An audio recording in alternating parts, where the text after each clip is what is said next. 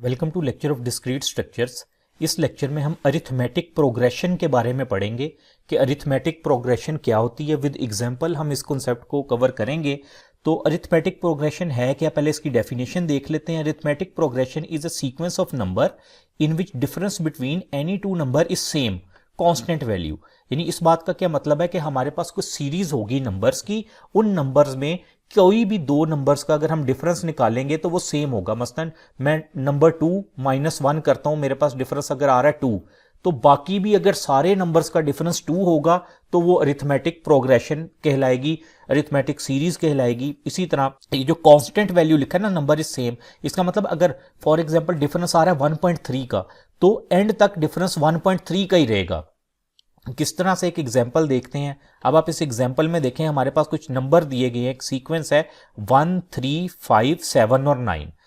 हम अगर 2 - 1, ये हमारे पास आप कह लें इसमें नंबर 1 टर्म है, मैं इस तरह T1 कर देता हूँ, नंबर 1 टर्म है, 3 जो है वो नंबर 2 टर्म है।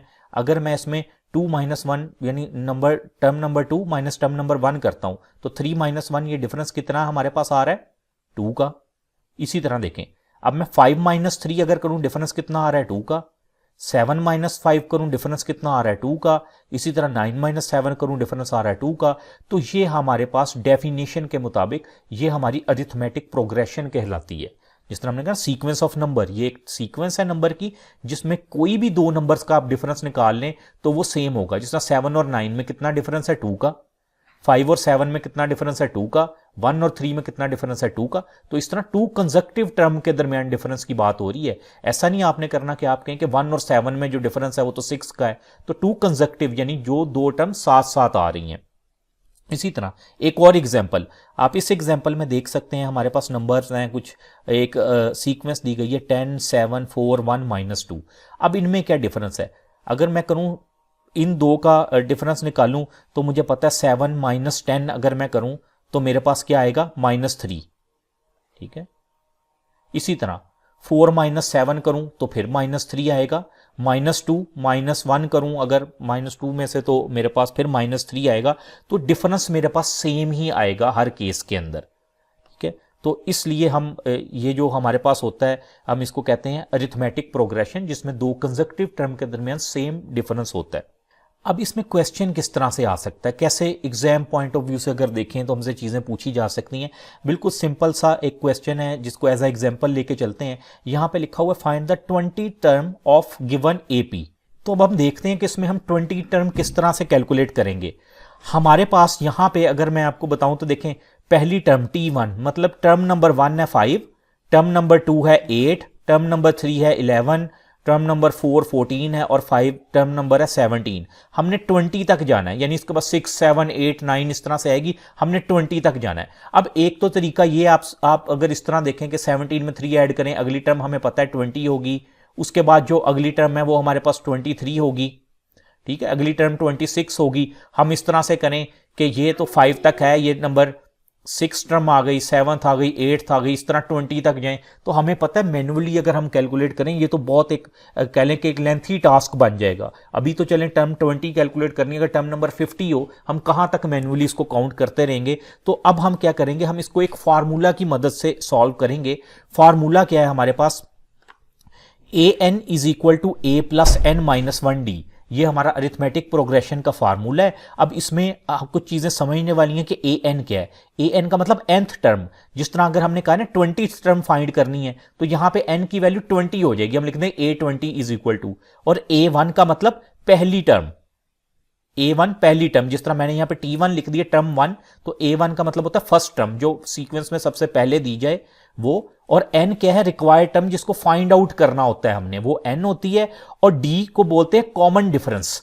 ठीक है, कॉमन डिफरेंस, जिस तरह 5 और 8 के दरमियान डिफरेंस कितना है, कॉमन डिफरेंस 3 का है, तो ये कॉमन डिफरेंस कहलाता है। इस तरह पहले भी जो हमने सीक्वेंस देखी है उसके अंदर भी जो हम डिफरेंस निकाल रहे थे जिसको कॉमन डिफरेंस बोला जाता है, और डी से उसको रिप्रेजेंट करते हैं। तो अब देखें हमने क्या करना है, हमने 20 टर्म कैलकुलेट करनी है ना। तो हम अपने फार्मूले में अगर इस तरह लिखें a20 is equal to a1 plus n -1d, हमारे पास a20 कैलकुलेट करना है। a1 फर्स्ट टर्म हमारे पास है 5, तो हम अगर इसमें पुट करें, देखें फर्स्ट टर्म हमने 5 पुट की, n 20 टर्म फाइंड करनी है, 20 - 1 इंटू 3, और अगर हम इसको सॉल्व करें, जिस तरह आपको ये स्टेप बाय स्टेप सॉल्व हुआ नजर आ रहा है, एंड पे हमारे पास आ गया 62। इसका मतलब है इस सीरीज के अंदर जो 20 टर्म होगी वो 62 होगी। जिस तरह हम ये चल रहे थे 20, 23, 26, इसके बाद आना था 29, फिर 32 आना था, सो ऑन करते करते ये 62 जो 20 टर्म होगी वो 62 होगी, फिर इसके बाद 21 टर्म होगी 65, फिर 68, इस तरह से ये हमारी चलती जाएगी सीरीज। तो एक तो एग्जाम्पल हमारे पास ये है कि इस तरह से पूछा जा सकता है। दूसरी एग्जाम्पल इसकी क्या है, ये हमसे इस तरह से भी पूछा जा सकता है कि the third and seventh term of arithmetic progression is 43 and 61। अब ये थर्ड और सेवंथ टर्म बताई गई और हमने क्या करना है, कहा जा रहा है फर्स्ट टर्म फाइंड करें, फिफ्थ टर्म फाइंड करें और कॉमन डिफरेंस डी को फाइंड करें। हमारे पास अब डेटे में देखते हैं है क्या जो हमें दिया गया है। आप देखें हमारे पास थर्ड टर्म दे दी गई और सेवन टर्म, यहां पे आप क्वेश्चन में देखें ना, थर्ड टर्म क्या है 43, हम मैंने इस तरह से लिख दिया थर्ड टर्म 43 और सेवन टर्म क्या 61 लिख दिया। और हमें क्या कह रहा है फाइंड आउट करें डी, एक तो डी फाइंड आउट करें यानी कॉमन डिफरेंस क्या है, और उसके बाद फर्स्ट टर्म यहां पे T1 हमने फाइंड करना है और फिर फिफ्थ टर्म T5 हमने फाइंड आउट करना है। किस तरह से करना है, फार्मूला तो हमारे पास वही है। तो अब हम इसको कैसे प्रोसेस करेंगे या किस तरह से इसको सॉल्यूशन की तरफ लेके चलेंगे। आप देखें हमारे पास थर्ड टर्म है ना, तो हमने लिख दिया A3 is equal to A1 plus n-1d। इसमें जब हम वैल्यूज पुट करेंगे, A3 हमें पता है हमारे पास क्या है, A3 का मतलब टर्म नंबर 3 वो है 43 इक्वल टू A1 पहली टर्म, वो तो हमारे पास अभी नहीं है, इसको ऐसे ही लिख देते हैं। और n-1d, n क्या है थर्ड टर्म है ना, A3 है थर्ड टर्म में, तो 3-1d हमने लिख दिया।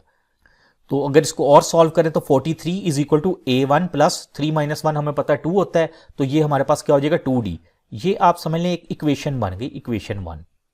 उसके बाद हमारे पास हमें क्या पता है, टर्म 7 का पता है, A7 का। अगर वही फार्मूला दोबारा हम यूज करें तो आप देखें हम इस तरह लिख सकते हैं कि A7 is equal to A1 plus n-1d। A7 की वैल्यू है 61, हमने 61 लिखा। A1 फर्स्ट टर्म हमारे पास नहीं है, इसको ऐसे ही लिख दिया। n-1 क्या, A7 7 टर्म की बात हो रही है, तो n की वैल्यू 7 है, 7-1d। इसको अगर सॉल्व करें 61 equal to A1 plus 6d, ये हमारे पास इक्वेशन नंबर 2 बन गई। इस तरह से हमने लिख दिया, 2 इक्वेशंस आ गई। अब हम एक काम करते हैं कि आपने याद रखना है अरिथमेटिक प्रोग्रेशन में हम डिफरेंस जो है उसके थ्रू मिसिंग वैल्यू को फाइंड आउट पहले करेंगे। किस तरह से, यहां पे देखें लिखा हुआ सब्ट्रैक्ट इक्वेशन 2 माइनस इक्वेशन 1, यानी 2 और 1 को माइनस कर दें। अब लाजमी नहीं 2 और 1 को, आप 1-2 भी कर सकते हैं। मैंने 2-1 क्यों लिखा, क्योंकि 2 में बड़ी वैल्यू है, 1 में छोटी है, ताकि जब हम कैलकुलेट करें तो माइनस में रिजल्ट ना आए। माइनस वाली कैलकुलेशन में अक्सर आपको पता है कि साइन वगैरह हम साथ लिखना भूल जाते हैं, जिससे थोड़ा सा हो सकता है कि हम थोड़ा सा गलत कर लें इसको, तो इसलिए मैंने 2-1 लिख दिया। आप 1-2 करके देखिएगा, रिजल्ट आपके पास सेम आएगा। तो अगर 2-1 इनको हमने माइनस करना है, तो मैंने ये ऊपर जो है वो इक्वेशन 2 लिख दी, नीचे इक्वेशन 1, इनको माइनस करना है, यानी यहां भी माइनस का साइन हो जाएगा, ये भी माइनस और ये भी माइनस। हमें पता है ये A1 से A1 तो कट जाएगा। तो अगर 61 माइनस 43 करें तो हमारे पास आता है 18 इक्वल टू 4d, क्योंकि 6-2 हो गया 4d। यहां से अगर हम d की वैल्यू कैलकुलेट करें, d इज इक्वल टू 18/4, 4.5, तो ये d की वैल्यू हमारे पास 4.5 आ गई। ये जो हमने फाइंड करना था कॉमन डिफरेंस, ठीक है, कॉमन डिफरेंस हमारे पास आ गया, एक चीज तो हमें मिल गई। अब देखते हैं कि फर्स्ट टर्म किस तरह से हम कैलकुलेट करेंगे या फिफ्थ टर्म। अब अगर हमारे पास d की वैल्यू है, हम इस वैल्यू को इस इक्वेशन 1 के अंदर अगर पुट कर दें d की वैल्यू को, तो क्या होगा, put the value of d इन 1 इस इक्वेशन 1 में, तो 43 equal to A1 plus 2d है ना, ये इक्वेशन 1। अगर d की वैल्यू पुट करें वो है 4.5, इसको अगर हम सॉल्व करें तो वो हो जाएगा 43 is equal to A plus 9, 4.5 into 2 9 होता है।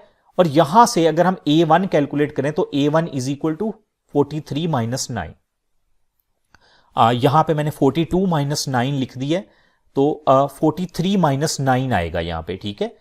इसको इस तरह से कर लें, 43 माइनस 9, ये टाइपो एरर है, 43 माइनस 9 होगा। आंसर हमारे पास आ जाएगा A1 का 34। इसका मतलब है ये फर्स्ट टर्म भी आ गई, यानी हमारे पास टर्म 1 यहां पे आ जाएगा 34। ये भी हमने कैलकुलेट कर ली और हमें पता है इनके दरमियान डिफरेंस भी 4.5 का है, यानी इससे जो अगली टर्म होगी ना वो होगी 38.5, ठीक है, हमने टर्म 2 कैलकुलेट तो नहीं करनी, लेकिन अगर आप कैलकुलेट करना चाहें करके आप देख सकते हैं। अब हमने करनी है टर्म 5 कैलकुलेट, ठीक है, T5। उसका क्या फार्मूला है, वही formula A5 is equal to A1 plus 5 minus 1D। अब तो हमारे पास फर्स्ट टर्म भी आ गई हुई है जो कि 34 है, 5 माइनस 1 फिफ्थ टर्म में, तो A1 में हम वैल्यू पुट कर देंगे 34 प्लस 5 माइनस 1 होता है 4, D की वैल्यू हमारे पास है 4.5। इसको अगर हम सॉल्व करें तो रिजल्ट आएगा 52, यानी हमारे पास फिफ्थ टर्म जो है वो हो जाएगी 52।